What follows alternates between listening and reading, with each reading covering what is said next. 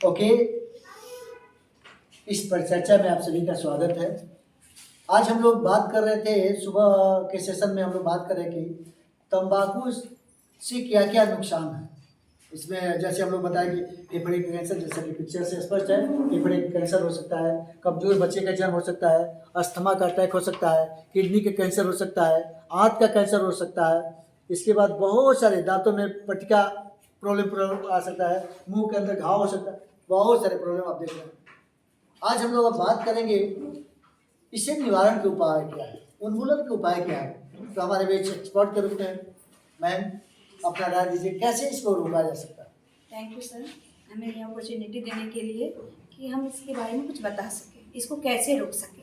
सबसे पहले तंबाकू पर शिक्षा, इसकी शिक्षा को हम बच्चे पर कैसे इसको बताएं, वैसे उसको कैसे जागरूक करें, बच्चे को इसके बारे में पूरी जानकारी दें। क्योंकि हम लोग सभी जानते हैं कि क्या है कि कल का भविष्य हमारा ये छोटे छोटे बच्चे ही हैं। तो जब हमारे छोटे बच्चे जागरूक होंगे तो कहीं ना कहीं ये तंबाकू का सेवन कहीं ना कहीं खत्म होगा। तो बच्चे को बताना हमें पड़ेगा कि तंबाकू से हमें कितनी सारी बीमारियां हो रही हैं, जिसके एक टेस्ट के कारण हमारा क्या है, पूरे बॉडी से इफेक्ट हो रही है।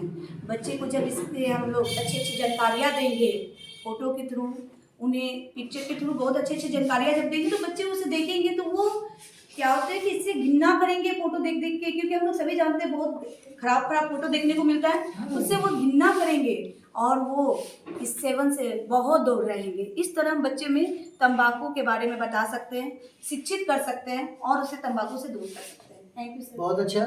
सुजाता मैडम हमारे बीच है। मैडम, आप क्या कहना चाहती हैं। Thank you sir. Thank you sir, मुझे बोलने का मौका देने के लिए। तंबाकू के बारे में तो हम जानते हैं कितना हार्मफुल है। आज हमारे क्लास में ये डिस्कशन हो चुका है, बच्चों को हमने बताया है। अब ये जानिए कैसे इसे रोका जाए, कैसे हम इसे बैन कर सकते हैं। तो इसके लिए होगा कि गवर्नमेंट को क्या करना चाहिए कि टैक्स, इस पर ज़्यादा टैक्स लगा देना चाहिए और इसकी प्राइस को ज़्यादा बढ़ा देनी चाहिए, ताकि जो बड़े लोग हैं वो तो इसे खरीदेंगे ही, वो चाहे जितना भी कॉस्ट हो। लेकिन कम से कम जो नीचे जो मिडिल क्लास फैमिली है या लो लेवल की फैमिली है जो नहीं अफोर्ड करते हैं, कम से कम वो इन चीज़ों से दूर रहे। अगर उसका प्राइस ज़्यादा होगा, टैक्स ज़्यादा होगा, तो वो इसे परचेज नहीं करेंगे। और दूसरा, इसे क्या करना चाहिए कि बच्चों को, जैसे छोटे छोटे बच्चे, स्कूल के बच्चे हैं, वहाँ पर डिस्टेंस कर देना चाहिए कि उनके आसपास ये सारी चीज़ें नहीं बेची जाएंगी। जैसे क्या होता है कि स्कूल कॉलेजेस के बगल में क्या करते हैं, दुकान खोलकर वहाँ पे बेच रहे हैं, तो बच्चे क्या करते हैं, निकलते हैं और जाके गुटखा ले रहे हैं, सिगरेट ले रहे हैं। तो ये चीज़ पे भी ध्यान देना चाहिए कि हाँ, क्योंकि ये कॉर्पेट नाम से 2003 में एक्ट निकला था, जिसके तहत 18 साल के बच्चे इसे ना बेच सकते हैं। और स्कूल कॉलेजेस में भी 100 गज तक आपको वहाँ कोई दुकान नहीं लगानी है। लेकिन इस सब पे क्या होता है कि फिर भी लोग बेच रहे हैं। तो इन सब चीज़ों पर ज़्यादा ध्यान देना चाहिए ताकि बच्चे इसे खरीद ना सकें। Thank you. बहुत अच्छा। Thank you so much sir. जैसे कि अभी बहुत सारे टीचरों ने बताया कि टबैको कितना हार्मफुल है और हमें इसके बारे में अवेयरनेस फैलाना है। जैसे मैम ने बोला कि अगर ये जो टबैको है उस पर अगर हम ज़्यादा प्राइसेस लगाएंगे तो जो लोग मिडिल क्लास फैमिली है वो उसे नहीं ले पाएंगे। तो वैसे ही हम और भी अवेयरनेस क्रिएट कर सकते हैं, लाइक छोटे छोटे ड्रामा, छोटे छोटे नाटक करके। क्योंकि बच्चों को और बड़ों को ड्रामा देखना पसंद है। अगर हम छोटा छोटा स्ट्रीट प्ले करें तो लोग क्या होते हैं, आकर्षित होकर, अच्छा वहाँ पे कुछ हो रहा है, चलो देखते हैं। तो इससे क्या कर रहे हैं हम जनता को क्या कर रहे हैं, एक अवेयरनेस क्रिएट कर रहे हैं। क्योंकि घर घर जाके ये बहुत मुश्किल है अवेयरनेस क्रिएट करना। तो हम छोटे छोटे नाटकों के थ्रू या स्ट्रीट प्ले के थ्रू हम बता सकते हैं कि ये टबैको कितना हार्मफुल है बच्चों के लिए, बड़ों के लिए। क्योंकि आजकल की हमारी यंग जनरेशन स्मोकिंग करना फैशन समझती है कि अगर न्यू जनरेशन में जीना है तो आप जितने अच्छे से स्मोकिंग करेंगे, आप क्या, आप अपने आप को स्टैंडर्ड मेंटेन करेंगे, जो कि ये बहुत गंदा ही साइकोलॉजिकली क्या है, बच्चे के माइंड में इम्पैक्ट कर रहा है। तो हमें ये बच्चों को बताना है कि ये कितनी गलत चीज़ है। बहुत सारे पेरेंट्स, बहुत सारे माँ बाप अपने बच्चों से टबैको मंगाते हैं, यानी क्या उनके पास टाइम नहीं रहता, या वो कहते हैं अपने बच्चों को कहते हैं कि जाइए और ये लेके आइए। कि कितने माँ बाप खुद अपने घर से ये चीज़ें स्टार्ट कर रहे हैं।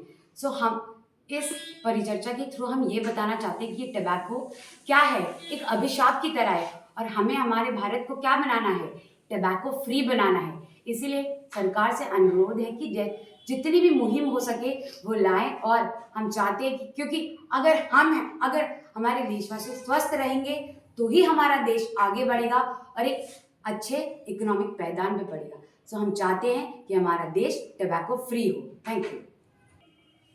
थैंक यू सर, उनको बोलने का मौका मिला है इसके लिए।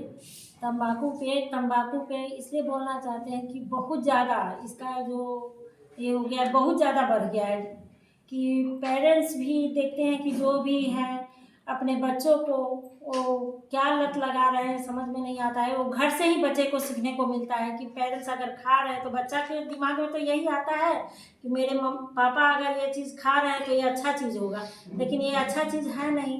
तो हम उस पेरेंट्स से यही अनुरोध करेंगे कि ये बुरी आदत से बचने के लिए, अपने बच्चे को बचाने के लिए आप ऐसा काम ना करें, ना खुद खाएं और ना बच्चे को खाने के लिए दें, और आगे चल के आपका भविष्य वही है।